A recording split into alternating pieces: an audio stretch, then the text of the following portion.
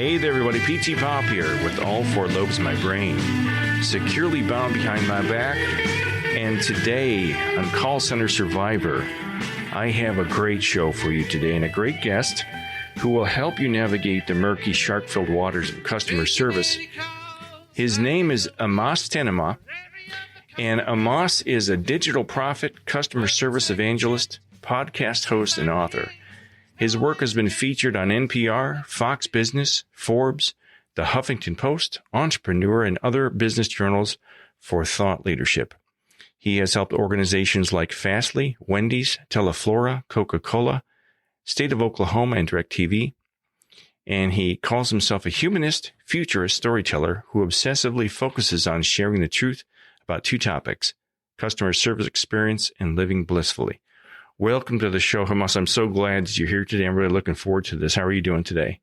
I'm doing great, Peter. It's so good to be on. I appreciate it. Yeah, it's awesome. I couldn't wait to talk to you because I want to tell everybody how I discovered you. I was watching Jason Alexander's podcast. Jason Alexander is the gentleman that played George Costanza on Seinfeld. And I've always been a big fan of the Seinfeld cast and Jason Alexander. Yeah, me too. And I found his podcast, and I've been watching it for a couple of months, and I found this guy. He was talking to you. And I'm like, who is this guy talking about customer service? And wow, and he's telling all the truth about what it's really like to work in customer service. And I thought, I got to write to this guy. I've got to write to him. And I impulsively turned off the show and wrote to you. And I said, well, he'll never write back. He'll ask me for money. He'll just be a jerk because he's been on, you've been on all these fancy shows. And you wrote right back to me. And I was like, no way. This guy wrote back to me. And I was so thrilled because, we share a similar viewpoint. Your Absolutely. Viewpoint is from the professional side, more so than mine. Mine's more from the customer service side. But I was so grateful to find you because you've reaffirmed all of my suspicions and my doubts about the customer service field. So it was kind of interesting how we kind of, hooked up over the net. Listen, I went to your show page and I was in. I think there are very few individuals who go through the call center or contact center and emerge the way you have in terms of people just forget it and move on. Yeah. But you seem interested in understanding the truth about what's there and hopefully change it. Well, I think, what I did originally is I just made one video and it was just a video to vent. It was called Working in a Call Center Sucks, I think is what it called. And I got demonetized because I used the word sucks, which I think is funny. But so I just put it out there because I had worked in so many weird situations I had to vent. And I thought, well, nobody will watch this. And lo and behold, it just took off. People were writing to me, telling me that they had experienced the same thing or they were unhappy and things like that. And so it just took off and people started writing to me and telling me how great they thought my video was. So I'm so glad you saw it and you see it because there's other people that do it. I've tried to take kind of both a serious and a comical approach to it because of course, it can be funny, a funny job to have. It can be a miserable job to have. It can be a lot of different things. And I just want to start off to give everybody a little background. Now, you do have a book and a website. Your website is waitingforservice.com, correct? That's correct. And you've also got a book by the same title, Waiting for Service, on Amazon. And you've got several other books you've written. You've got the Curated Experience, the Joyful Stoic, and No One Wants Customer Service. And I advise you all to check out his new book, Waiting for Service. I have to admit, I've read about half of it. I didn't get through all of it. I hope you're not insulted, but No. I hate hosts that don't read the guest book, and I was determined to read it, but it just didn't work out that way. But so where are you from? Yeah. And how did you get into customer service and become such a guru about customer service? Yeah, like a lot of things, it's accidental. So, I was, by the way of New York City to Oklahoma, and that's a whole story in and of itself. Grew up in an immigrant household, school, and focus on your grades and that. So I went to college. I've been programming since I was a teenager. Wow. Went to school to do computer programming, and after about a year in, I'm like, yeah, I know everything already. And so tangentially, my mother did not speak to me for 2 years. That's how serious. Oh, really? Dropping out was in my household. Gives you a sense, because she was so proud. My child. But in the midst of that, I got the entrepreneur gene, and so I was building things. One of the things I happened to build had a use case in call centers. Okay. So this is, remember, the 90s is all about outsourcing. And so what my program was trying to do was take the Indian accent. People were complaining about that Indian accent. Take the Indian accent, take it back to text, roboticize it so that your conversation went something like, hello, there was a pause, then a roboticized voice came at you, as opposed to the Indian one, which a lot of customers didn't like at the time. Mm-hmm. So I chased that as far as I could get. Obviously, I was terrible as a business person. I was pretty young, and so that petered out. Yeah. But I got to learn how this whole call center thing works on the IT side. I got my arms around what mattered to them. Mm-hmm. I was broke and penniless in a city I'd just visited in a whim. And so I took a job in a call center. Wow. Yeah. So I started in telemarketing. I was great. I must say I was great. I didn't start out great. There was a guy. Serious? You were good at it? I was good at it. Oh, good. Let me tell you how I got good at it. There was a guy, I would never forget his name. I'm not going to say his last name. His name was Rusty, top sales guy on the floor. Yeah. And I'm like, how are you doing it? So I bought him lunch because he wouldn't let anyone. Yeah. I said, on lunch, he sat to me and said, I'll teach you everything I know. I sit next to Rusty, and this is Rusty's script. We were selling credit card protection. This is the late 90s. Yeah. And Rusty goes, hi, my name is Rusty. I'm here to tell you about this. And Rusty will say to the client, listen, this product is not any good, but what I want you to do is when I ship this thing to you, I want you to go straight from the mailbox to your telephone, call the 1-800 number and cancel this thing, but you still get to keep the airline travel vouchers that comes with it. Okay. If that all sounds great, I'm going to put you on the recording and we will move on and we'll carry our way. That was his whole shtick. He didn't sell the benefits. Oh, no. This is before they recorded calls. No, they recorded calls in the 90s. No, they did. No, so it wasn't recorded until it was time to do verification. So you could say whatever you want to get them to say yes. Okay. And then when they said yes, then you have to say, hey, Peter, I'm going to be recording this. I need yes or no answers. That was his whole shtick. So I adopted. Next thing you know, I'm climbing up the leaderboard. I am. Yep. Wow. Anyway, so I did that, then moved on into running inbound centers, went into management. I've worked every job within call centers and contact centers, workforce management, the scheduling, and that made me more valuable. And so then I rose all the way up to the executive rank. I used to report into the COO, the last contact centers I ran. There was a VP. Then I took on more than contact center, right? So you actually ran call centers. Oh, yeah. Globally. Oh, wow. Oh, globally. I had a shop of, it went from several hundred to, during the peak, about 4,000 people all over the world. So got to run that. And I fell in love with it. I went back to school and all that and did computer engineering. And it puts together my two loves, which is, people. I'm fascinated with people, what makes us happy, what it makes us tick. And then I like solving problems using technology and what have you. And this industry has allowed me to do that. I've ran them. And then obviously I went on to do consulting, became an author and all those other things that came with it. But it's where I've spent my whole career, Peter. Wow. See, then this is exactly what I was dreaming of, to have somebody come who's been on the other side, who knows what's really happening to all of us down the phones. Because I've had my suspicions over the years that it's not exactly legitimate, that there's a lot of weird things happening. Because, like, for instance, at Verizon Wireless, I would take 1,000 calls a month. And out of those 1,000 calls, my supervisor and Q&A always just happened to find the one call that I lost it on the phone, or I made a mistake, or I said the script wrong or whatever. And I said it to him once. I said, how did you happen to find this call out of the 1,200 calls I took this month? And I don't know if you've heard my impersonation of him. He was African-American, but he kind of talked like Bill Cosby. He was like the zippity bebop guy. He sidestep all the questions, and he'd put on his golf uniform and he'd go golfing.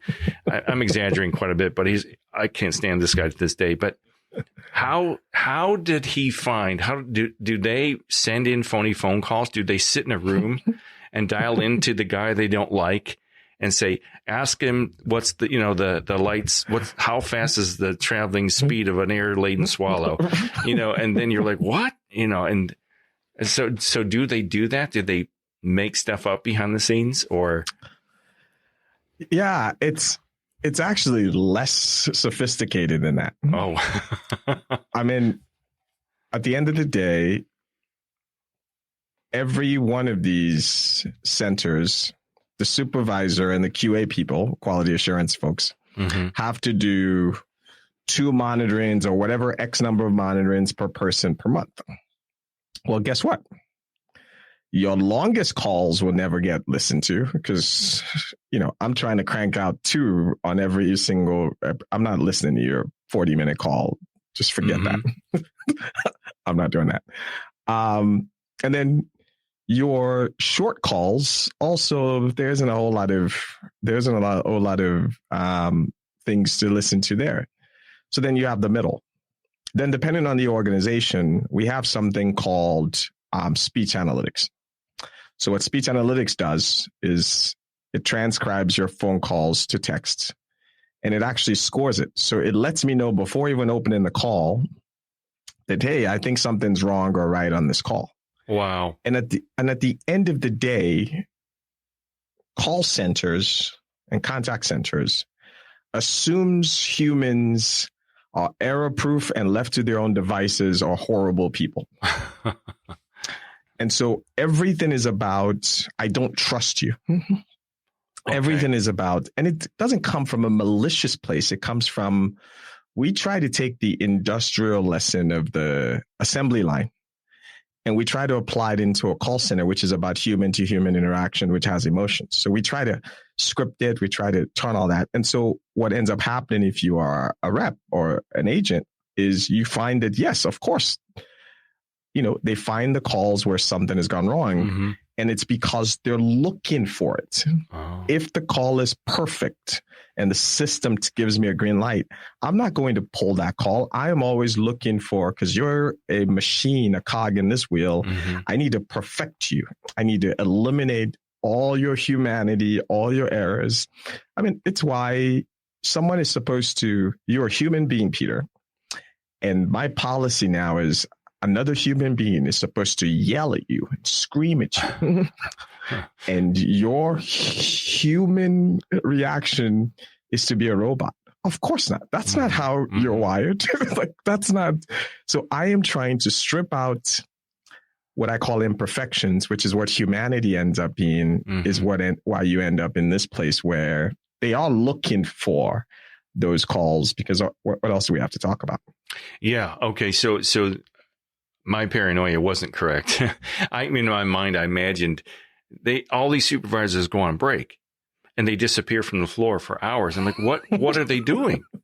So I thought they're out in the back smoking cigarettes, but I guess they were really in meetings. I thought they'd all go into a big boardroom with a call and say, okay, dial into Pete's extension and ask him how fast does a sloth travel?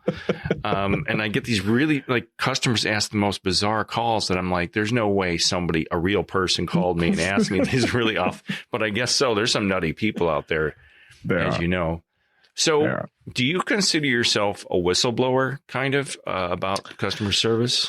Yeah, I think, I don't know if you were an Anthony Bourdain fan, the late Anthony Bourdain. Oh, yeah. I think when I read Kitchen Confidential, I was always planning on doing that, which is what Waiting for Service is, and which is what my next book will be about, is that I've now seen myself as a guy who he understood the other side of the restaurant business and being a chef and don't order the specials, don't order fish on Tuesday. And he shared that with the world.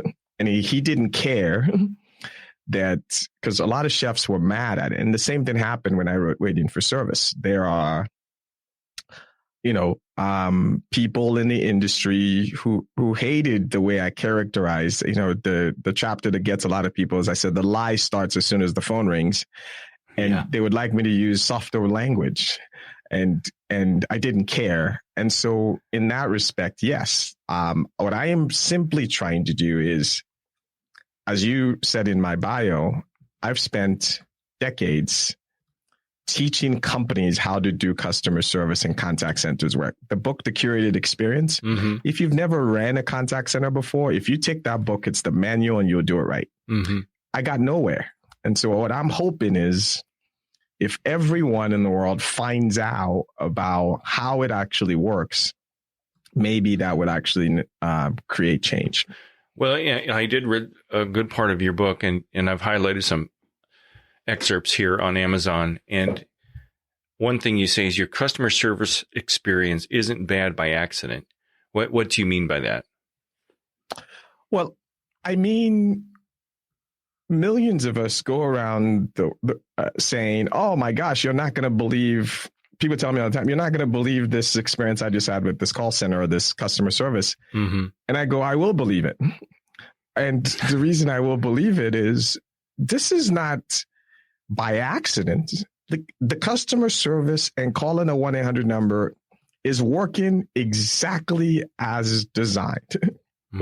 This is a feature, not a bug. It is designed to have as few humans as possible, as cheaply as possible, as robotic as possible, as efficient as possible, all of those things. So then when you call me and say, you're not going to, of course I'm going to believe it.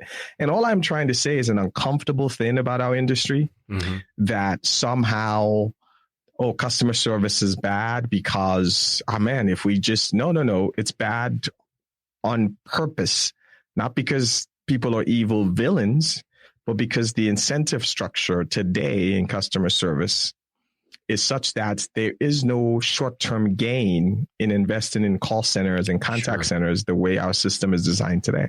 And you state, I don't know if it's in the book, I think it's, you say in the book that they've already got your money when you've already bought the product and you're already, a customer of XYZ cable company or whoever it happens to be.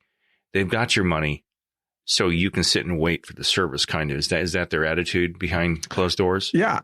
Listen, I think I'll give you an extreme example, Peter. I am in a state government deal I was working, right? I was appalled that people were waiting on average hours to get their unemployment benefit. And so when I had the presentation with the gentleman who ran the whole deal, I said, this is crazy. People are waiting hours. And he looks at me and goes, Amas, I don't see what the problem is. I go, the people are waiting hours. And his response to me was, well, I've got their money. They need the money to pay their groceries, to pay their rent. They're going to wait as long as I tell them to. Wow. And in the commercial space, it's not that different. So for your listeners, people who are listening to this, name the company you have a hard time getting a hold of. It doesn't matter. Best Buy, whatever. Sure. Next time you call, dial the 1-800 number and press 1 for sales. It's always 1. I used to program those things. Press 1 for sales.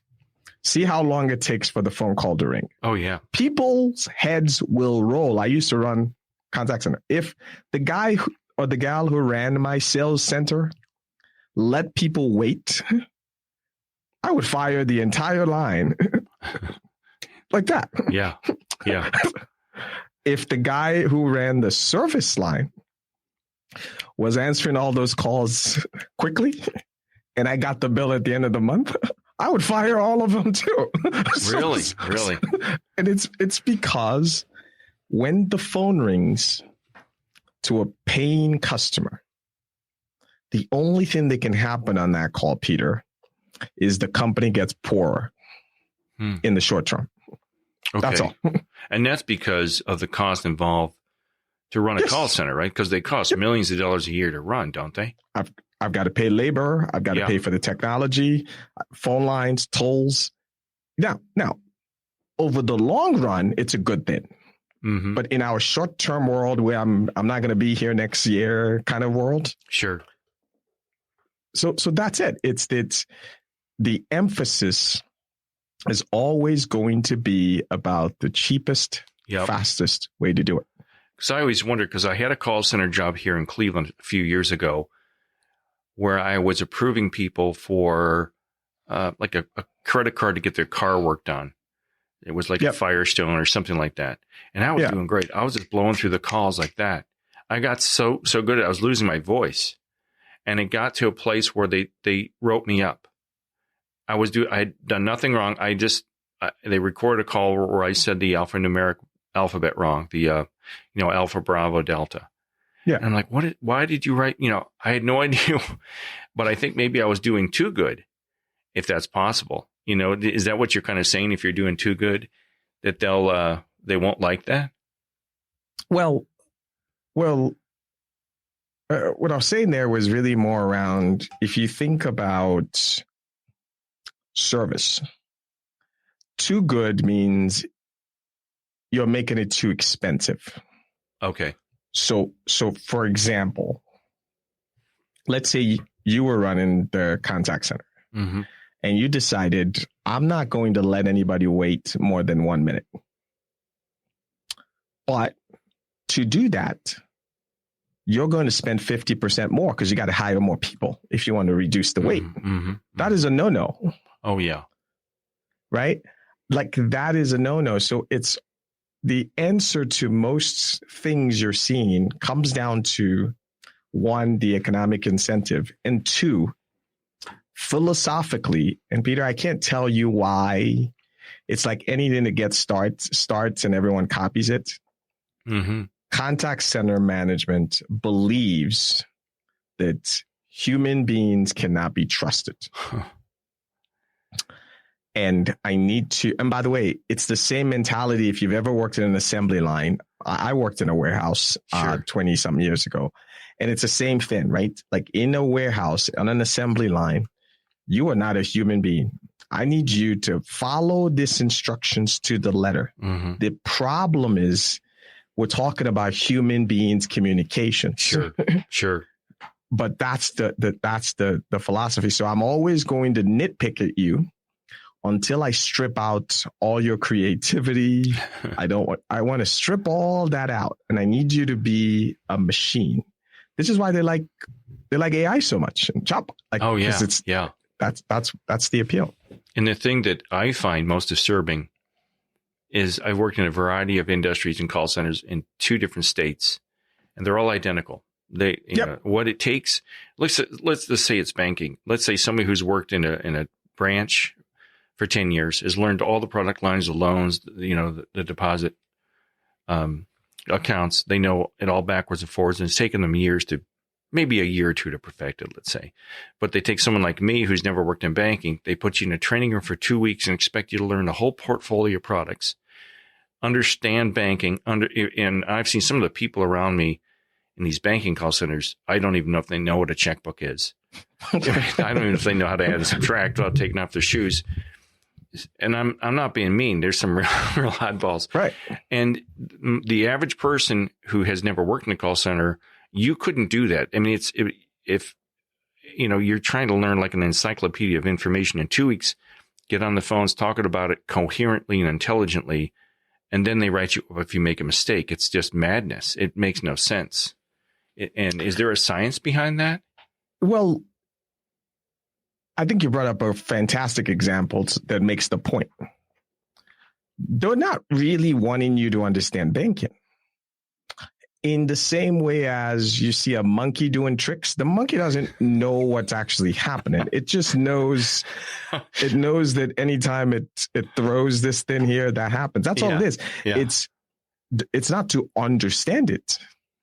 It's to feed you enough information so that if you see this pattern, if the customer says this, you scroll to page whatever on the screen and you read that thing to them. You don't even, the people I'm talking to don't even understand the words coming out of their mouth, right? They're just reading the thing. It says, deposits will be in escrow for blah, blah. I wouldn't understand it, right? Yeah. Like you don't, but they don't, because in fact, if you understand it too much, guess what you start to do? You start to think for yourself. Yes. You start to veer off script. Yeah. You start to make this call that I budgeted 3 minutes for. You start to turn it into a 4-minute call. And Peter, by gosh, I'm going to find something to write you up for because you are costing me money. Yep. Yeah, exactly. Okay. So that answers that question, because the 7-minute talk time, that's always it, every call center in the world. It's 7 minutes. There's a few that's no. It changes. 7 minutes about average, but they're shorter. It is the talk time is science. There's no art to it. Mm-hmm. So that metric, that number, is the foundation to the entire financial model. Wow. So when I'm building how many people do I need? How much money do I want to spend? All of that is built on that number. I first need to understand every time the phone call rings, how long is that call? Now, when you start, I've built call centers from the ground up. So what you first do is you bring your first set of people on and you have them just have natural conversations for a while. Then after you're done doing the natural conversations, you're going to quickly find out, holy moly, I can't. Then you take that number. So I need to know how long the calls are on average. How much per minute do I pay people? Sure. What does the technology cost? I add that all up and I get to a number called what is my costs per interaction, cost per call. So every time the phone rings, I need to know it costs me $10. I plug that number into my model. And if it shows red, I need to lower it. So then I go back to the drawing board and I go, hey, the handle time right now is 8 minutes. It's got to get to 6 for this math to all work. So I now use scripting and guidance. Avoid this. Don't do this. Don't build too much rapport. Have you heard that one? Build rapport, but not too much. Don't talk about the game. Yeah. Like human beings do. Like you and I got on. Yeah, you and I got on, spent the first 10 minutes just, Peter, especially in the sales call. I was always trying to be buddy with the caller, and my boss was, no. Just get cut to the chase. Because he's looking at the meter. Yeah. It's running. So then you get it to that science. And now you have to enforce it. So this is why many call center agents, contact center agents will listen to this. I've been there as an agent myself. Sure. Where I just got off the best call of my life. I thought this call was friggin' amazing. This customer loved me. They bought the thing or they did the thing. Everything's good. And I get the IM thing. Hey, Amas, could you come chat with me for a second? Come to my desk for me. Right. Yeah. And I walk over there and I get a tongue lashing. Oh, yeah. And it's always coded in, well, rapport is good, but not too much. And I sort of going, and they would never come out and tell me and be direct with me. It was when I got into management and I got on the other side and I was now the guy who was now charged with this budget, who now finally got, well, that's what she should have just said it, that I was costing the company too much money by building a relationship with this client. But she went all around and round and round, told me all this other thing, and left me all confused, other than I knew I did something wrong. So it's kind of funny. It's all about money then. So really, when they say the customer's first, the customer's always right. That's just a buzzword. That's just a buzz phrase. Not to, I don't know if you're going to get in trouble for agreeing to this, but like, it's just basically all talk, because it's really about money. And they create, of course, in my opinion, they create the call center as just a way to pacify the customer for a couple seconds, because it costs them so much money to run it. They're not going to ever give you the kind of service you actually want. Is that correct? That is spot on. And yeah. I take a view of, I actually assume good intent. This is not malice. This is not evil people, but you're correct in that. The reality of it is, customer service is expensive when done well. Mm-hmm. And customers are not always willing to pay for it. Period. End of story. So we do this game. It is in our culture that service is always included. Mm-hmm. And we get very visceral anytime someone wants to strip aside the service. If you notice anywhere, like I was going on, I was trying to book a flight, like on some of these cheap flight things. Mm-hmm. And it gave me an option to pay $4.95 extra to speak to a live person if I have customer service issues, or I was stuck with email only or what have you. Mm-hmm. As an American, it kind of rubs us off the wrong. No. You should stand behind your product. The problem with stand behind your product is, well, then we've set it up so that service is the way you make more profit. Mm-hmm. So if I could stiff you on service, if I could do service at the cheapest amount, I get an edge. And you already, and if you're listening to it, you don't even need to believe a word I'm saying. Just watch the history of how we've gotten here. If you're old enough, mm-hmm. We had human to human live service, mm-hmm. then telephone, mm-hmm. then American customer service agents, then cheaper parts of the world. Sure. India and all of that service. Then even that was too expensive. Press 1, press 2. Let's no human at all. Let's get a robot. You pay for it one time, you don't pay it again. I can go on and on. And what are you hearing now? Chatbots, AI. Mm-hmm. What do they all have in common? Are you hearing anyone tell you they want the chatbots to sell you something? Have you noticed you're not seeing chatbots in the kind of non-service. You're not seeing, people who are trying to separate you from your wallet put a chatbot or some technology in your way. Yeah. I never thought about that. Because the stakes are higher to them. Because I'm trying, and even if you notice, even if you're on the website trying to do the thing online, you need a little bit of help making up your mind, buying the thing. Mm-hmm. Johnny on the spot. Here is whoever who is here to help you. And this is the fundamental difference in that. Now, Peter, I know you'll get to this. This is not to say there is a lack of, like, the management is off the hook. Even within those parameters, there's been a lack of imagination, mm-hmm. a lack of creativity, a lack of trust in the human spirit. The thing that bothers me the most about the call center and the contact center industry, above all else, is the cynicism. I think that people who choose to work in the contact center, and let's be clear, I took the job in a call center. I didn't have any other skills, and it was an entry-level job, and I'm thankful I got in there. But that being said, at some point, I then decided I like helping people. And to then take those people who want to help, who are service-oriented, mm-hmm. and decide I distrust all of them, I can't trust them to make any decisions. It's a cynical view of humanity, and I hope I never get that cynical. I think that the world will not come to an end. If you're listening to this and you're running a contact center, I've been there. If you just trust that people are instinctively good, are there exceptions? Sure.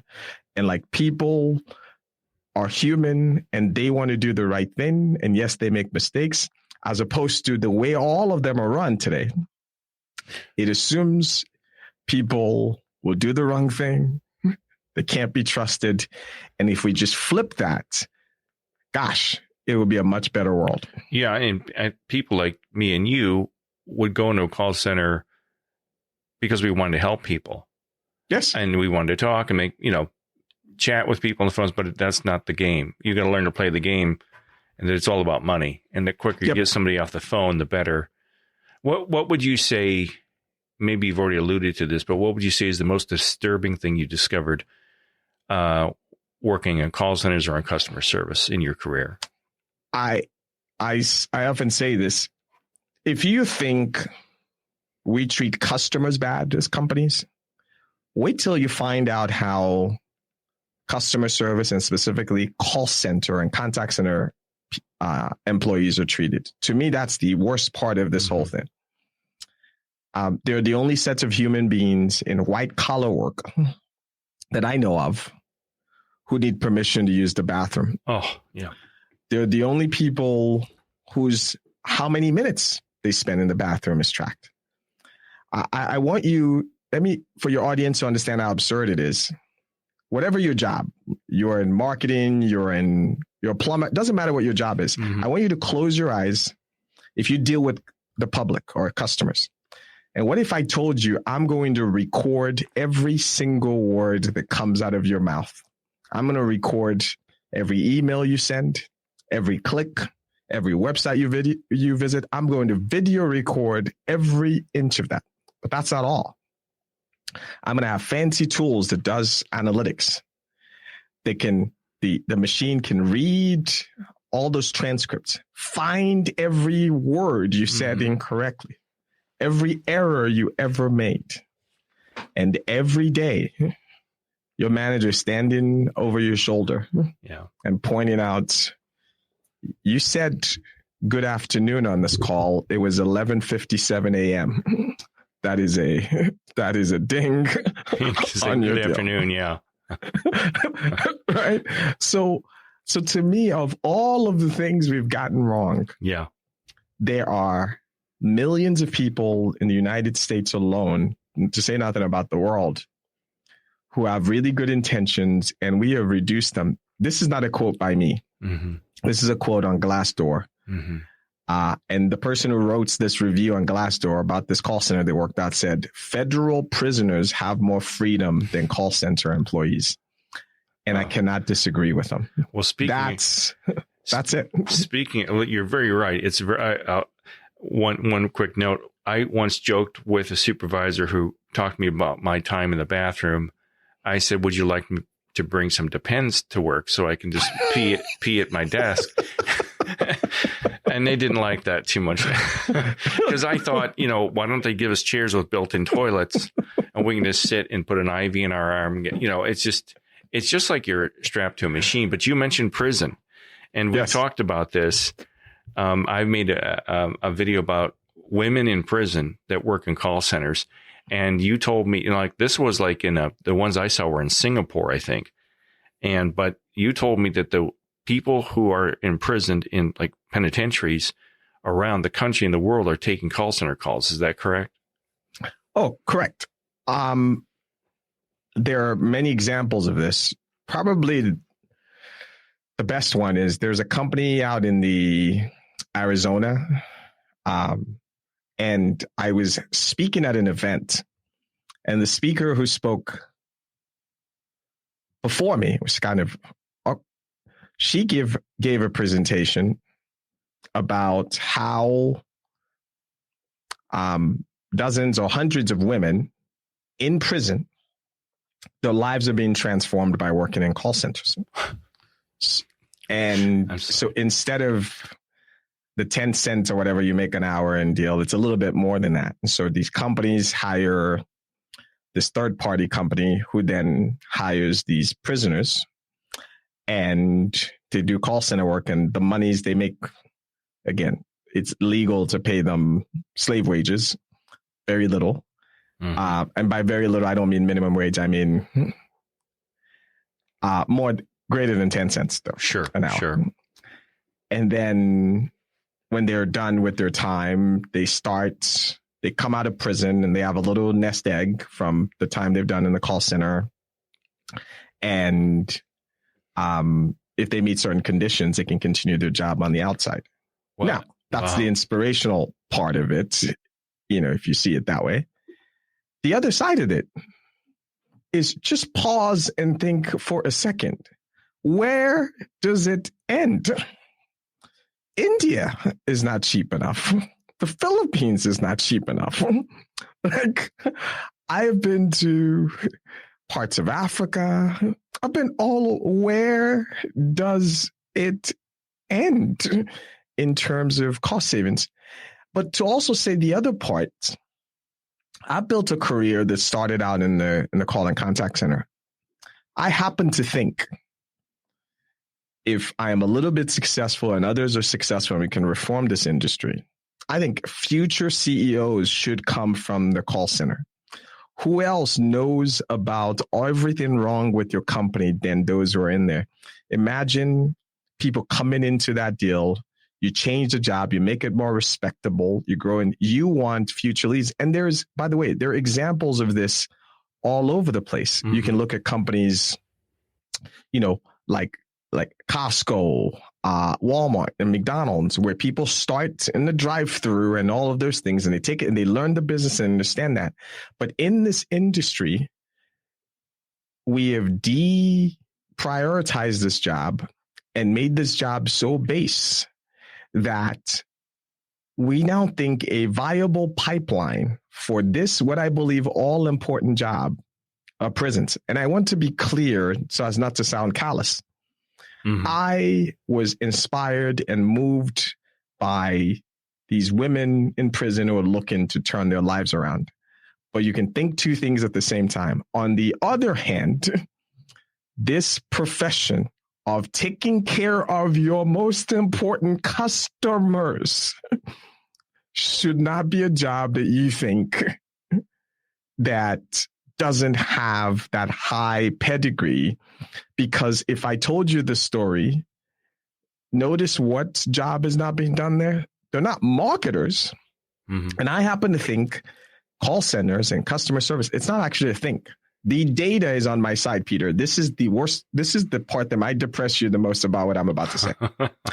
The data is overwhelmingly on my side, and no one even argues it. That all things being equal, $1 spent improving service yields more ROI over the long term than $1 spent in marketing trying to acquire a new customer. Everyone knows this. This is no secret. The problem is the dollar spent on service, the payoff is out in the yonder. It's the not dollar immediate. Spent on marketing. Yeah. The next day, the phone rings or somebody buys something. Yeah. And that's why this short-termism of I don't want to spend money on service, even though the data is there, is why we are in this spot we are in. Wow.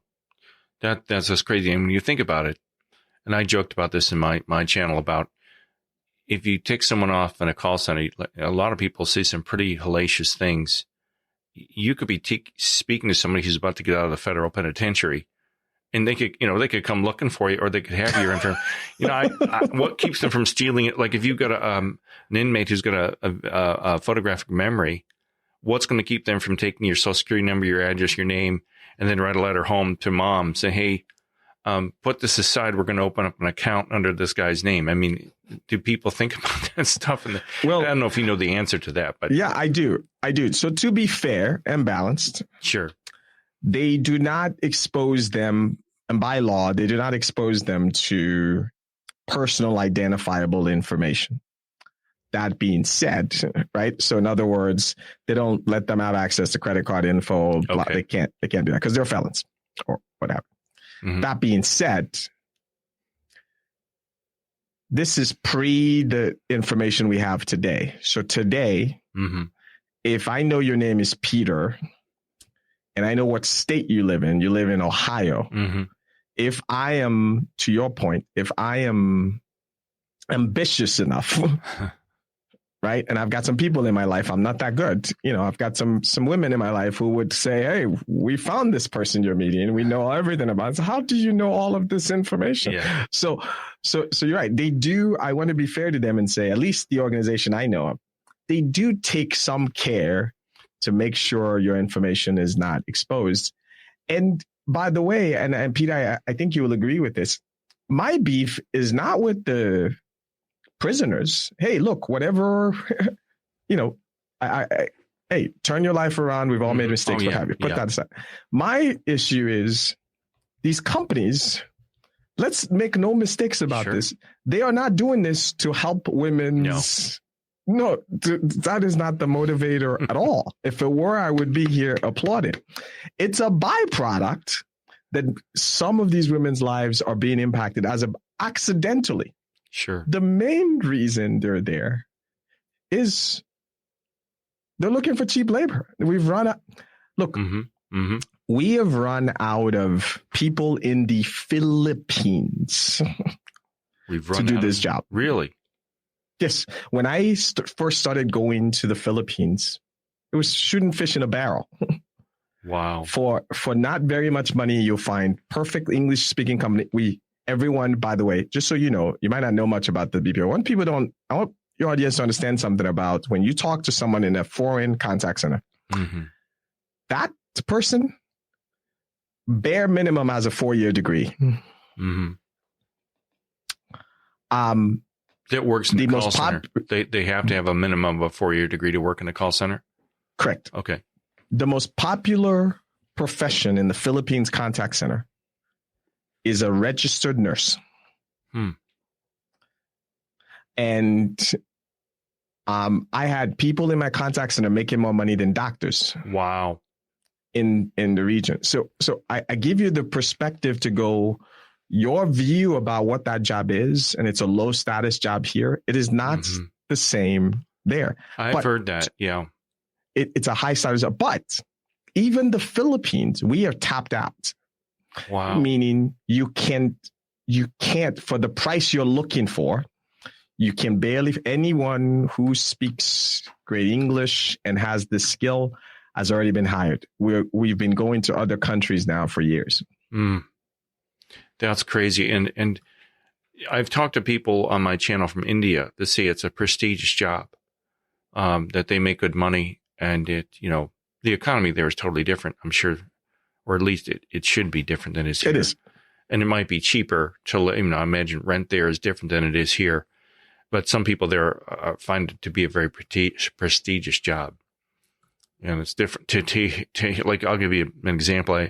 I was doing telemarketing for the Cleveland Orchestra, and I just happened to call my 3rd grade teacher, and she recognized my name. I gave my full name because, we had to for the orchestra. And she's like, Peter, you're in my 3rd grade. You're my 3rd grade class. This is like 1975.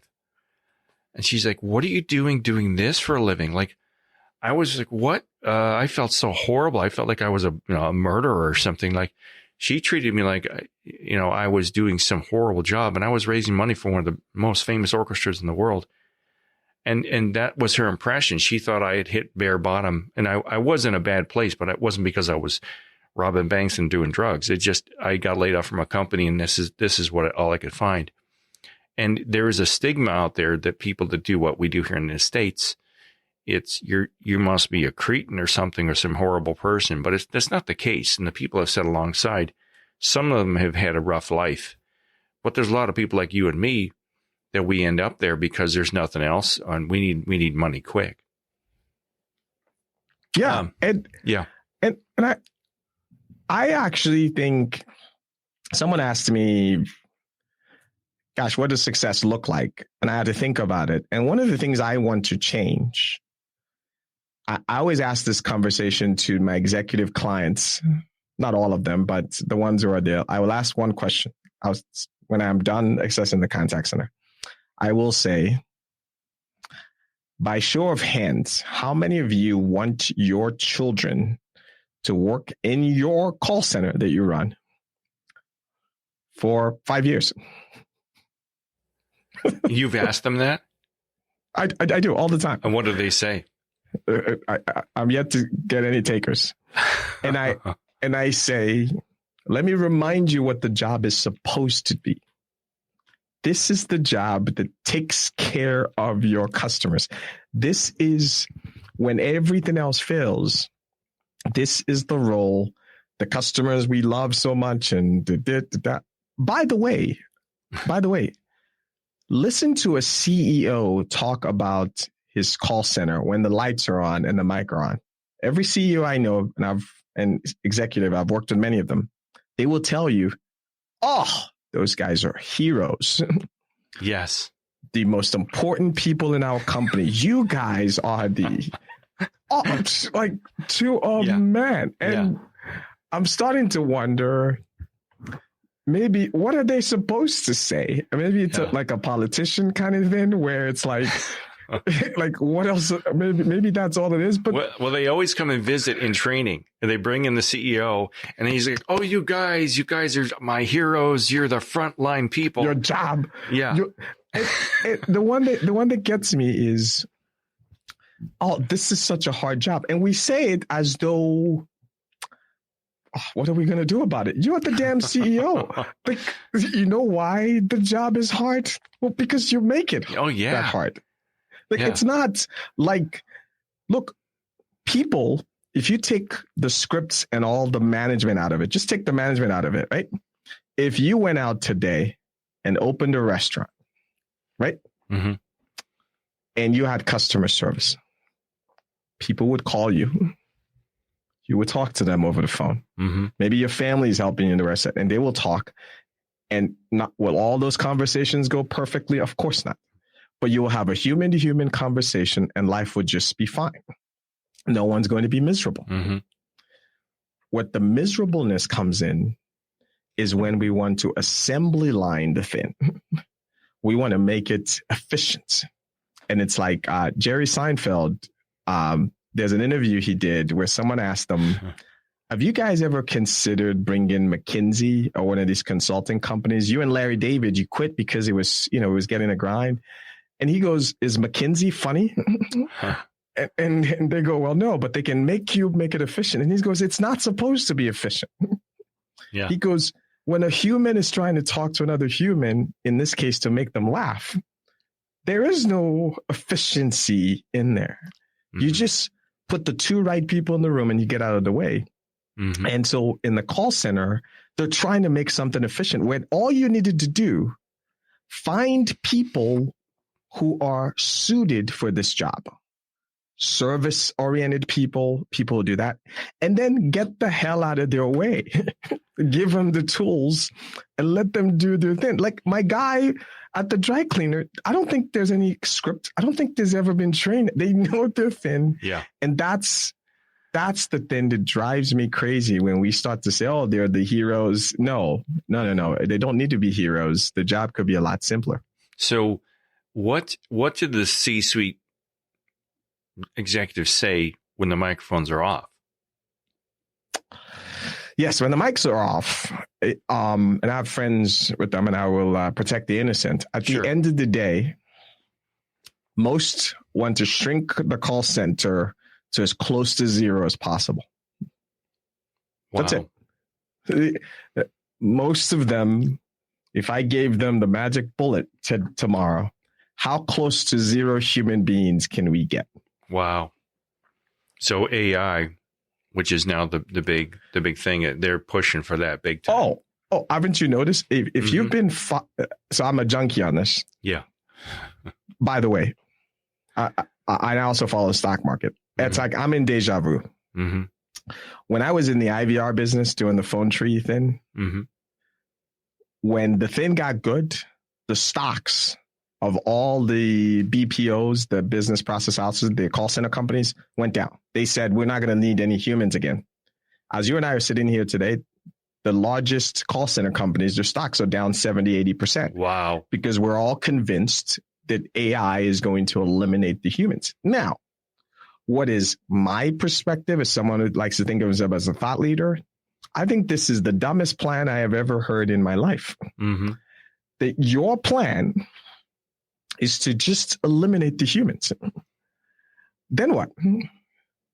Well, now everyone has eliminated the humans. Is everything just going to be a convenience store where I can't tell the difference between a 7-Eleven and a Conoco? It'll just be, where's your competitive edge? Where's your emotional loyalty? Mm-hmm. When there is an obvious thing we can use AI to do. We can use AI to improve the call center employees' experience right now. That's a good idea. Like, by the way, your customers will love it too. So what you have is you use the machine to help the human so they don't have to go search for information. They don't have to do this. Mm-hmm. Now, here's the key. The savings you get, loosen all the reins, all the tracking the bathroom time, take all of that. There's plenty of savings in there. Mm-hmm. Everything will be shorter, more efficient. Mm-hmm. And oh, by the way, you build loyalty. So now I am your customer service agent. And Peter, you're talking to me. Since I don't have to worry about all of this other stuff, we can get back to the humanity. We can just be two guys and you leave this phone call going, I love that Amas guy. I'm not shopping anywhere else anymore. Yeah. I am emotionally tied to this thing. But no. They are quick to let's eliminate the deal. So I rambled on your answer. The answer is most C-suites, if you give them truth serum, want to eliminate the call center. I believe that. And that's sad. But let me just ask you a couple final things here. Yeah. What was the defining moment where you said, I got to write a book about this? I've had enough. What was the thing where you said, I got to start talking about this?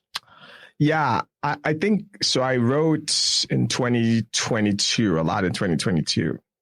I think my red pill moment, as the kids call it, was I was doing some work for, let's call it a cable company. And I had done all this research. I'd done all this stuff. I was trying to get them to do service in the contact center better. In the middle of my presentation, one of the executives says, can I interrupt you? And the guy looks at the table and says, have you guys showed him how much money we make? Because he was surprised that I was waxing on about how if they didn't change, there was this. He was kind of looking at me like, what planet are you on? Yeah. And I got the message. The message was like, what the heck are these customers going to do? They'll be back. Mm-hmm. And that was the aha moment of going, in the same way as, we keep blaming our politicians when it's the voters, like somebody's voting them in. And it's we, the customers, the paying customers who, due to laziness or not knowing better, continue to patronize these same companies over and over and over and over again. And so that's when I thought, well, I've been talking to the wrong people.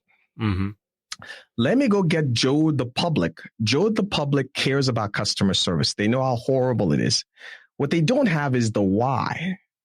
And maybe if I did, because I know for a fact this will work. If you and others like you educate the general public that, oh, no, this service thing you hate, this 1-800 number you hate is on purpose. I think we have a chance of making a change. That was my moment of realizing that, oh my gosh, we've started to take the customer for granted. And the customer, like the voter, can vote with their wallets. And there is no such thing as an uncompetitive industry. That is not true. If your internet service provider is there's satellite, there's other options. And if enough people voice their concerns through their wallet, not by yelling at the poor service agent who is just a victim as you are. But to the executives, you're writing emails and doing that. We can actually have a change in the way service and call centers are done in this country. So from what I gather from your book, it seems like these companies will hire you as a consultant just as a way of going through the motions to make it look like they're trying to fix something, when their intentions, from what I've gathered, they take your advice, but it's like they take it with a grain of salt. Like don't really have any pure intentions of really fixing things. I can't figure out why they would bother hiring anyone to consult them if they don't want to take their advice and implement it. I will give you a different analogy. Okay.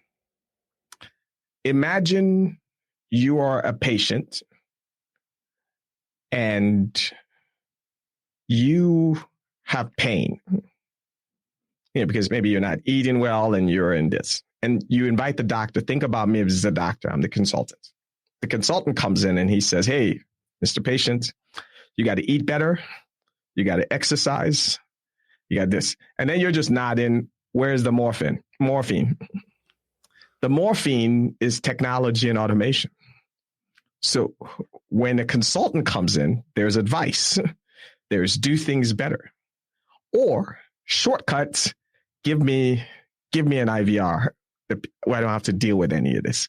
So that's what's really happening, is they're not interested, like as a patient, I'm not interested in my doctor telling me, "Oh, go do this, cut this out, don't eat seafood anymore. Don't eat steak every night."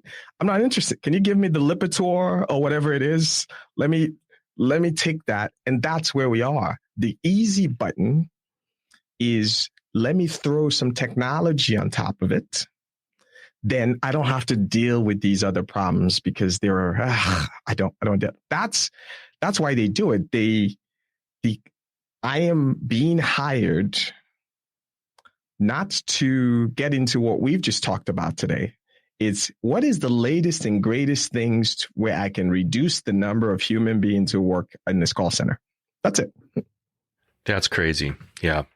So your book is called Waiting for Service. It's for sale on Amazon. It's a great read. It's not a long read, but it's good and thorough and straight to the point. I think if you're into this channel or what we're talking about here today, you'll love it. What advice do you have for those people that are currently in call centers or thinking about working in one? Do you have any advice to the general person who, like the people that talk to on my channel? Some have said I've saved their lives from working at call centers or getting out of one, things like that. So what do you recommend? Listen, almost all of them are the same. I think you should think about call centers until it's changed as a place to learn how business works. Pay attention to why people are calling you, because the call center doesn't create the problems. The problems come from shipping, from this department, from this. And I think it's a great education to learn how that works. Then take that education and go do what you're going to do with it. So that's the present. That being said, if you're a young person, start getting in and you're thinking about this career, I think change is coming to this job, and it has a chance for it to be really, really exciting. So I will say, go learn everything you need to learn about AI, specifically the generative and the predictive space, because what's going to happen is as more and more of these companies puts bots in front of customers are going to revolt hard. Mm-hmm. But they're not going to want to just add more and more people. They're going to be the specialist of people who can speak to machines and who can speak to humans. So the hopeful message I have is, if you are someone who is good, with words and can communicate and give strong instructions, the future of the call center, of the contact center, is not what we have now. The future is going to be, you're going to be, as a frontline person, the supervisor of these bots. And your job is to work with the machines to take care of the customer. You and the machine working hand in hand. So Learn all you can about prompt engineering, about those things. Have those skills. Combine that with your people skills in the call center. And I think the future job 20 years from now, where the contact center person is, will be a very prestigious, very high paying job. That's my prediction there. And then lastly, at the end of the day, you're a human being. You are valued. And the worst part about that job is you begin to get dehumanized. They begin to take away all your personality. Don't say this, don't say that, follow the script. God forbid you think for yourself. And don't stay in those kinds of environments too long. Mm-hmm. There are a handful of call centers that do this right. I want to be clear that unfortunately they're in the small minority. So odds are you're not in one of them. So don't lose your humanity over it. It's not worth it. You're going to have to unlearn the way you speak. No one in your real life, have you talked to anyone in your real life who goes, oh, thank you for calling today. Is there anything else I can help you? Yeah. No one I'm so sorry that happened to you, or that kind of thing. Fake empathy, fake everything. And so get out of there. Get out of that environment if that's where you are. But it's a wonderful learning experience. I understood how the company worked better. People in the call center know more about how the company works than the CEO and the C-suite. I'm not saying that to flatter you. I'm a consultant. I go interview the C-suite and they tell me, I go to the contact center and they will tell me where all the bodies are buried. They would say the ship-in they know exactly, because when the thing goes wrong, they come there. So it's a very valuable job. Mm-hmm. I'm working my hardest to make sure that changes and it becomes a high prestige job as it once was. That's excellent. That's excellent. And it's funny when I go into these places and I've worked there, I say, we're here. Their people are here. They want to work. They came to work for you. Why don't you treat us better? I don't say this out loud, but I think to myself, where we honestly want to do this. You've got willing, live people. Treat us with some dignity and some respect and pay us a decent wage and we'll do whatever you want. But all of these places will treat you like a machine and just treat you like a dog, I think. But that's just the way it goes. But yeah, Amas, it's awesome talking to you. And I'm so glad you came on the show. Well, we've been talking to Amas Tenumah. Am I saying your last name right? It is Tenumah. Tenumah. Doesn't matter. I'm so sorry. Yep.